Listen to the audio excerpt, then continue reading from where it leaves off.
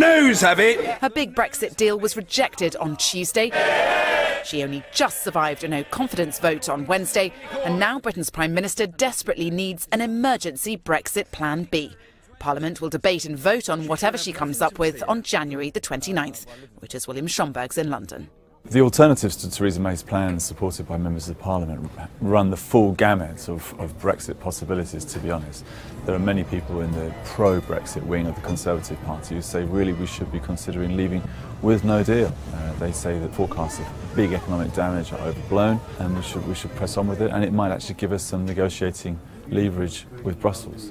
The opposite extreme, you have people who support having a second referendum because they don't want to leave the EU at all. In between, the Labour Party's official policy is to have a customs union with the EU, which would mean we leave the European Union, but continue to have relatively good access in terms of goods to that market. But there are question marks about what happens to Britain's huge services industry in a customs union.